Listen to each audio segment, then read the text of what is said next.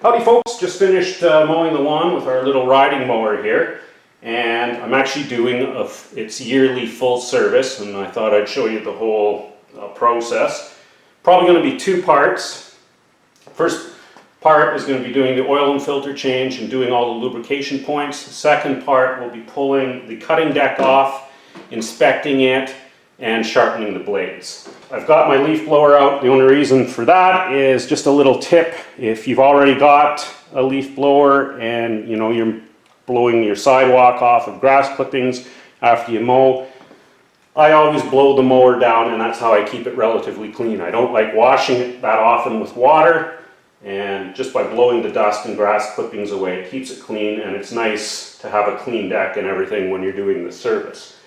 So it's good and warm. It's a good time to start draining the oil. Before that though, I'm going to show you a couple of other things you might need. One of the best things you can have for your service is your owner's manual, because this will tell you what weight of oil, quantity of oil, and what type of oil filter and parts you may need for your service. I do a service on our riding mower here once a year. It calls for 50-hour service intervals.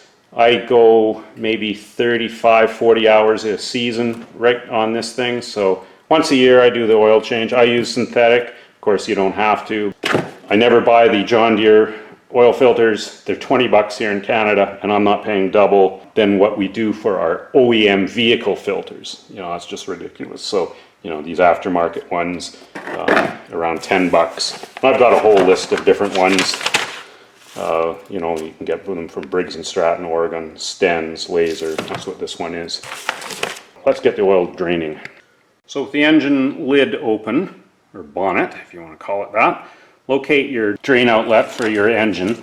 This one's got one of these extended drain outlets, which is nice, so it clears the frame, and one of these quick caps. I'm not a big fan of these, but seems to be fine. I usually put a little piece of plastic or something, just so nothing will get onto the frame. You've got this wiring here, and if oil drips in there, the protection for the wiring will fill up with oil. And yeah, it's just a mess. So I always just put that in, and then you need a drain receptacle of some sort to catch the oil. I also put down some cardboard on the garage floor, so any that spills won't mark up the concrete. And this is hot if you've been running it. And so we'll just take this off. And we'll just let it drain out. You can take the filler cap off. The cap's on, take the cap off, and it will allow air into the crankcase so the oil will drain out quicker. While that's draining out, we'll do a couple of other checks. So the next check is the air filter itself while the oil is draining. So whatever machine you've got, it'll show you where the air filter is, the type of air filter. This uses one of these little canister ones, and it's got a pre-filter as well, which is just a foam sock that fits over the actual pleated filter. And if you saw this all dirty with grass shavings or whatever, these can be cleaned just with some mild, just soap and water. Let it fully dry, and then of course look at your filter, look at the pleats.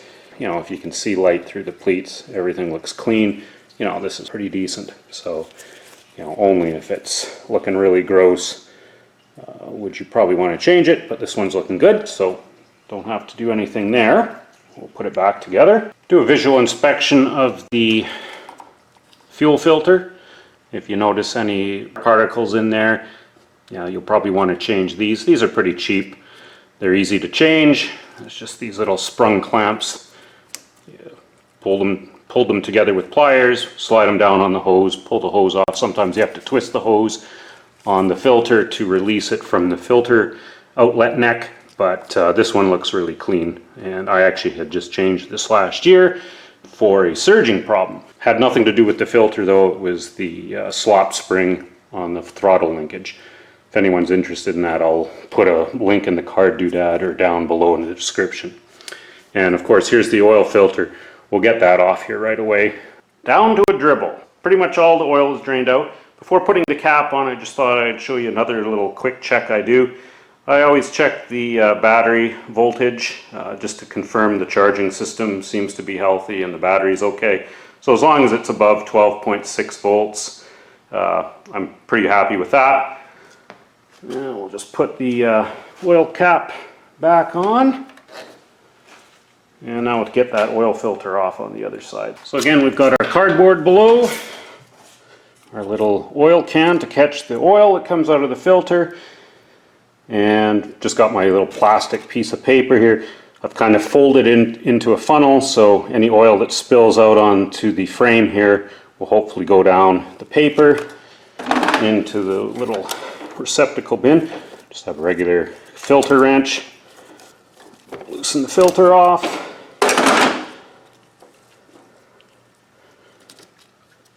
And there goes the oil.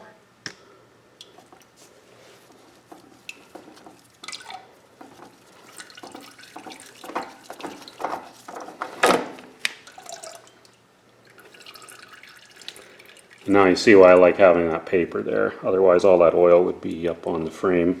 Okay, we've got our new oil filter out. I greased the gasket with just some ordinary bearing grease. You can use fresh oil as well. The oil or the grease on the gasket just makes sure that it won't pinch as you're screwing it onto the filter housing. And just make sure there's no grease on the inside there.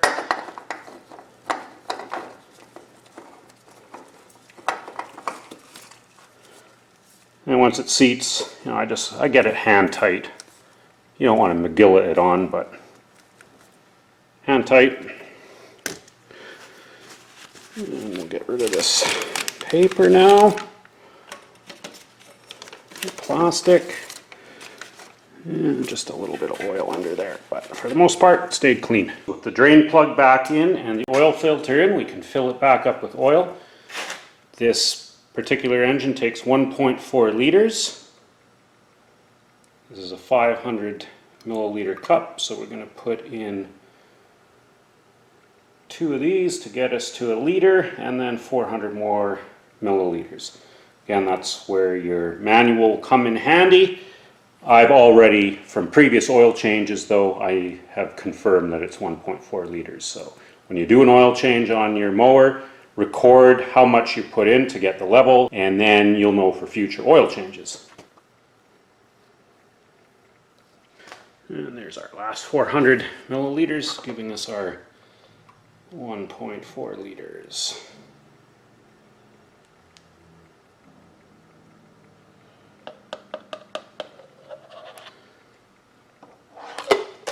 Let's see how the level is.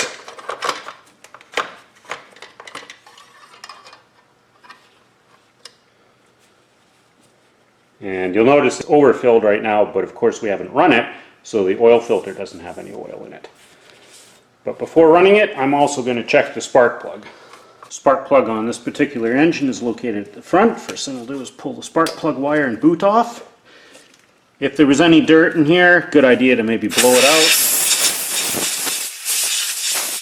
Just make sure nothing can get into the spark plug hole once you remove the plug. And we'll take the plug over to the bench to have a better look at it to see how she looks. Again, this is where your manual comes in handy. Just quick look at the plug. The electrode doesn't look rounded or anything. Still looks like it's in decent condition. We want to check the spark plug gap. It says it should be 0.76 millimeters or 30 thou. Just got our spark plug gauge here. There's our 30 thou. And it's sliding through fine. Just a little bit of drag, so spark plug's still good. Before installing it, I like putting some anti-seize compound on the threads. Ooh, that's yucky. A little too watery there.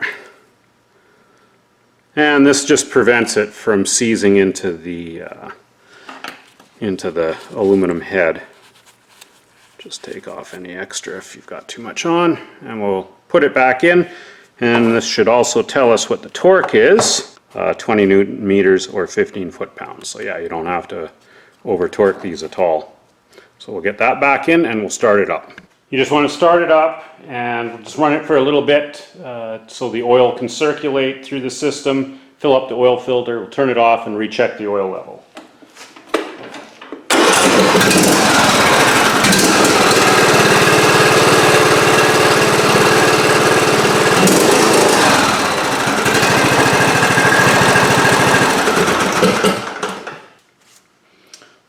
I'll just check the oil level, wipe it down.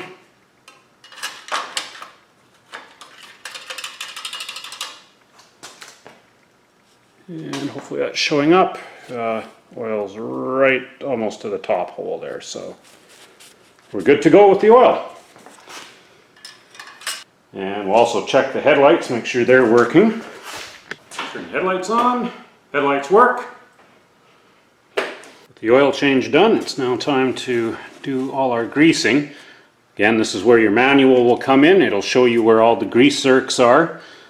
I like wiping them down first because if they're really dirty and you put your grease gun on, you'll inject some dirt and the little ball may not seat again.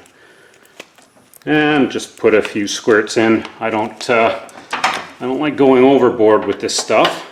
It just makes a mess. You know, you'll start seeing it flow out if you put too much in. That's when you want to stop, when you start seeing it flow out. So we've got these two on the front wheel here, one on the spindle, the wheel axle itself. There's another zerk that it's right in the middle here. It's going to be hard to see, but that's what lubricates the pivot point for the front suspension arm.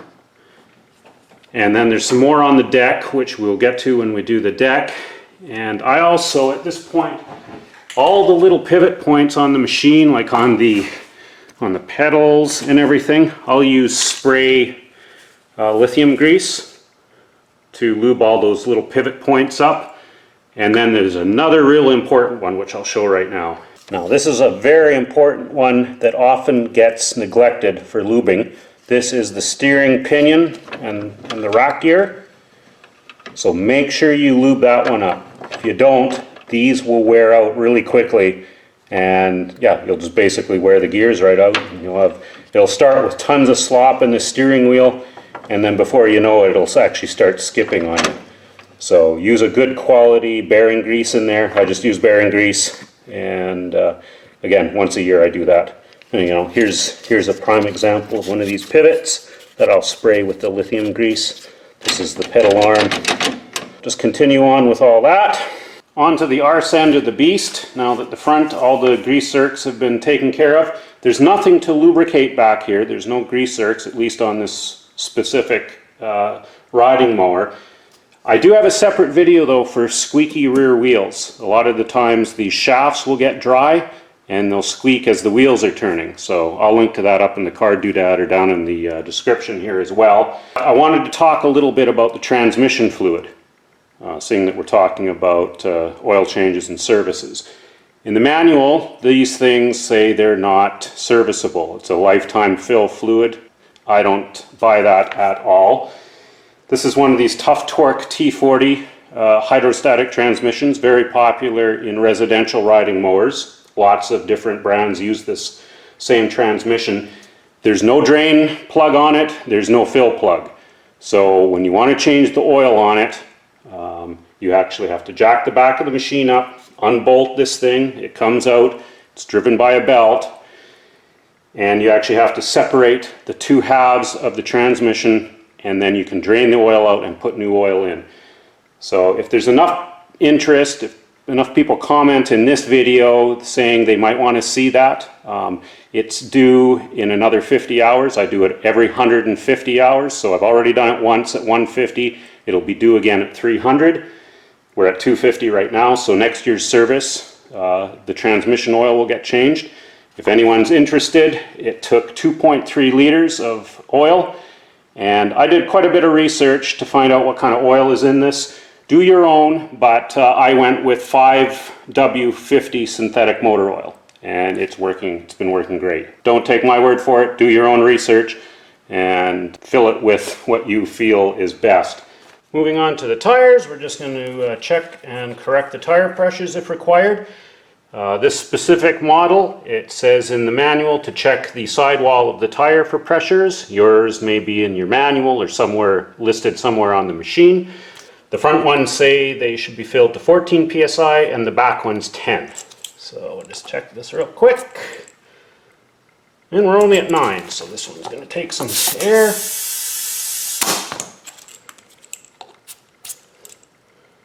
Perfect. So we'll do the other 3. Finishing off the first part of our service, we've done everything else. You know, double check your oil filter and the drain plug at this point. Make sure nothing's seeping out, everything's dry. And then just go over the inside of the engine compartment, check all the wiring, check for loose connectors, check for chafing, check the battery terminal nuts for tightness, make sure there's no corrosion, and also check your solenoid bolts. These can sometimes come loose and they'll get really hot. Same with the starter bolt. Yeah, just give it a good once over. So that's the end pretty much of part 1. And we'll go on to part 2, which I'll link to in the card doodad or down below in the description, which is going to be specifically the deck. Servicing it, sharpening the blades, all that type of stuff. Cheers folks, have a good one.